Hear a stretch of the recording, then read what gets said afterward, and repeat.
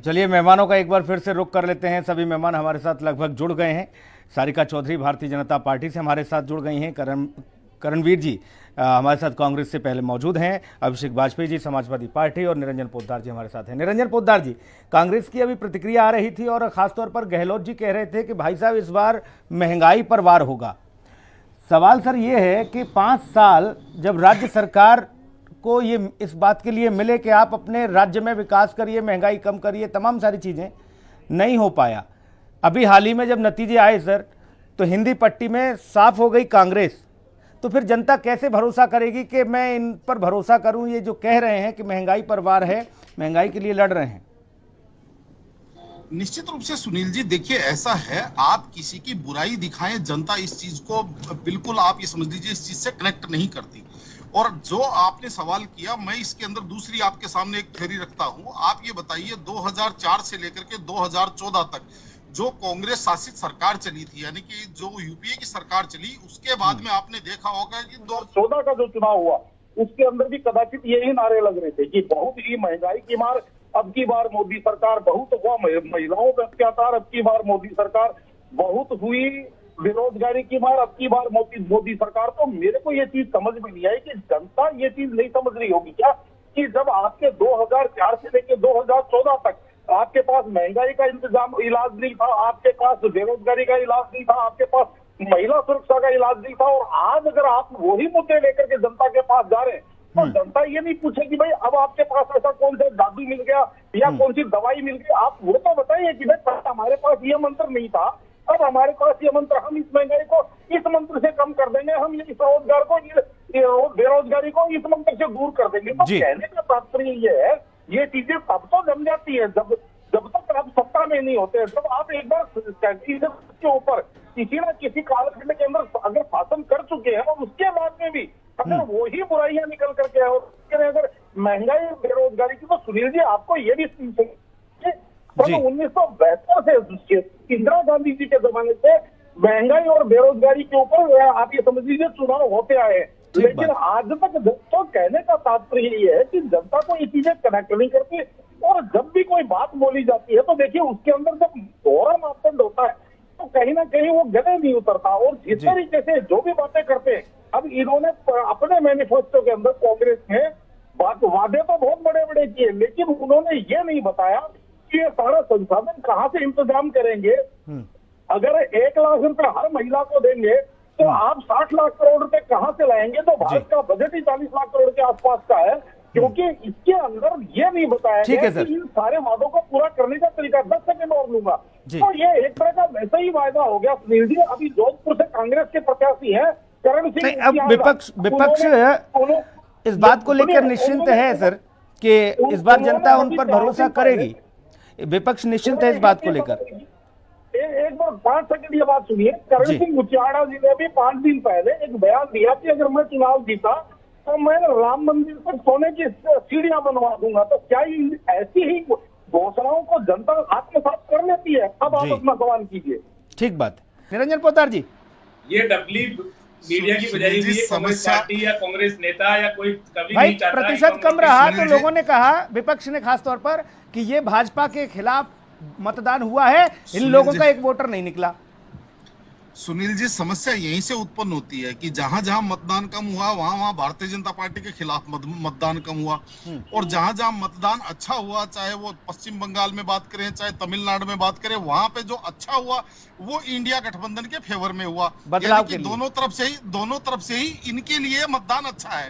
अगर आज मतदान का प्रतिशत अच्छा हो जाएगा तो ये कहेंगे आज भी भारतीय जनता पार्टी हार। अब ऐसा है, देखिए सुनील जी, समस्या क्या है मैं आपको बताऊं। ये चाहते हैं कि जिस बॉलर के बॉल पे 6 बॉलों पे 6 छक्के पड़ जाएं, कमेंटेटर उसकी भी उतनी तारीफ करे जितनी 6 छक्के मारने की तारीफ कर रहा है। तो भाई विश्लेषण तो उसी का होगा ना। जो आदमी 33% वोट लाता है या 93% वोट लाता है, तो 93% वाले की ही बंदा। सुनील जी, दरअसल क्या है, ये जो ईवीएम हैक की और ईवीएम सेट की जो अवधारणा आती है ना सुनील जी, ये अवधारणा यहीं से शुरू होती है कि जिस तरीके से प्रवक्ता और ये जो वक्ता और जिस तरीके से कुछ यूट्यूबर पत्रकार जो एक टाइम पे बड़े पत्रकार हुआ करते थे मेन स्ट्रीम के, जो आजकल जनता ने नकार करके उनको यूट्यूबर बना दिया, ये लोग एक ऐसा वातावरण तैयार करते हैं कि बस अब तो बीजेपी का सुपड़ा साफ होने वाला है, लेकिन जनता से कनेक्ट करने के लिए ये नहीं जाते।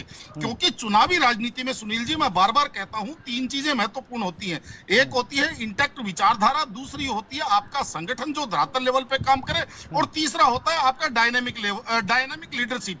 और यहाँ पे आप देखेंगे अगर डायनामिक लीडरशिप की बात करें तो नरेंद्र मोदी जी ने पिछले 1.5 महीने में 100 से ज्यादा रैलियां नाप दी, यानी कि पूरे भारत को पग पग नाप दिया। और योगी आदित्यनाथ जी की मेरे ख्याल कल 62वीं रैली थी। और दूसरी तरफ आप ये वो इसलिए निरंजन जी वो इसलिए क्योंकि भाजपा हार रही है, इसलिए इनकी जमीन खिसक रही, तो ये लोग दौड़ रहे हैं, बाकी तो सब चंगा चल रहा है। कहने का तात्पर्य यही है कि जब रिजल्ट आता है तो ये जो इन्होंने एक प्रोपेगेंडा बनाया हुआ होता है, रिजल्ट आता है तो फिर जनता को ये कहते हैं कि नहीं ये तो ईवीएम हैक हो गई, नहीं तो जीत तो हम रहे थे। तो ये जो अवधारणा है ना, ये यहीं से उत्पन्न होती है सुनील जी।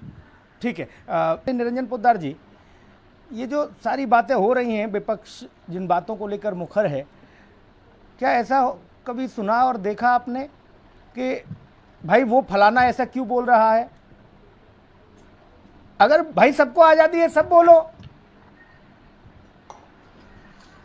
बोले हम बोलेंगे तो ठीक है, और उन्होंने कह दिया तो बड़ा बहुत गड़बड़ है ये। निरंजन जी, मेरी आवाज आ रही है ना? जी आ रही है सर। हाँ, देखिए सुनील जी, अब मैं सबसे पहले तो अभिषेक वाजपेयी जी को बहुत बहुत धन्यवाद करूंगा और इनको बहुत बहुत बधाई दूंगा। ये बात इसलिए मैं कह रहा हूं कि जिस तरीके से विपक्ष के प्रवक्ताओं को ट्रेनिंग दी जाती है, मेरे एक मित्र हैं, मेरे सहकर्मी भी रहे हैं और वरिष्ठ पत्रकार हैं, कांग्रेस के प्रवक्ता बन गए जाकर के 22 साल पत्रकारिता के बाद में। तो अभी पीछे कुछ दिन भी पहले मेरे को मिले, मैंने कहा भाई साहब दिखाई नहीं दे रहे आप। कहने लगे यार, वो कहते हैं कि जब भी कोई आपके खिलाफ बोला या आपके अप्रिय बोलना चालू कर दिया, उसके साथ बदतमीजी करना चालू कर दो, उस चीज को डिरेल करना चालू कर दो, करा ये ट्रेनिंग देते हैं। तो मैं अभिषेक जी को इस चीज के लिए बहुत बहुत साधुवाद देता हूं कि कम से कम जो भी बात करते हैं, ये एक जिसको कहते हैं एक उसको एक सिस्टम में बात करते हैं, या समझ लीजिए सभ्यता के तहत बात करते हैं। बहुत धन्यवाद। अब देखिए, जिस तरीके से अभी कांग्रेस के विद्वान प्रवक्ता कह रहे थे कि भारतीय जनता पार्टी ईडी और सीबीआई इनसे घेर करके ले जाती है, आपको जानकारी होगी राजस्थान के अंदर जो कांग्रेस के कैंडिडेट खड़े हैं, उनमें से 6 कैंडिडेट भारतीय जनता पार्टी की टिकट ना मिलने पे कांग्रेस की तरफ चले गए। तो क्या मतलब राहुल कसवा ईडी प्रूफ थे या प्रहलाद गुंजल ईडी प्रूफ थे? जो भारतीय जनता पार्टी छोड़ के चले जाएंगे, ईडी उनको बख्श देगी। यानी कि जगदीश शेट्टार कर्नाटक के जो भारतीय जनता पार्टी के उप मुख्यमंत्री थे, वो अगर चुनावों से ऐन पहले भारतीय जनता पार्टी छोड़ के चले जाएं कांग्रेस में, तो ये उनकी विचारधारा का परिवर्तन, वो ईडी प्रूफ हो जाते। तो कहने का तात्पर्य दोहरा मापदंड की बात बता रहा हूं सुनील जी। अभी आपने सुना होगा, मैं अभिषेक जी आप भी सुनिएगा, अभी 3 दिन पहले मैं अखिलेश जी को सुन रहा था, वो ये कह रहे थे कि हम ईवीएम मशीन से हम चुनाव जीतेंगे और उसके बाद में ईवीएम को बदल करके बैलेट पे ले आएंगे। एक ये चीज समझ में नहीं आई। दूसरी, उन्होंने कहा कि भारतीय जनता पार्टी भ्रष्टाचारियों का गोडाउन बन गया। तो इसका मतलब वो भारतीय जनता पार्टी के गोडाउन में पहुंचने से पहले विपक्ष के शोरूम में था, इसका मतलब उनका मुखौटा था, इसका मतलब कोई भी। तो कहने का तात्पर्य, आपके यहाँ कुछ बोलने से पहले ये चीज सोचते भी नहीं कि जो आपके यहाँ कल तक सिरमौर थे, उनको आज आप भ्रष्टाचारी बताने लग गए। जी, बहुत शुक्रिया सर आप सभी मेहमानों का चर्चा में जुड़ने के लिए। बहुत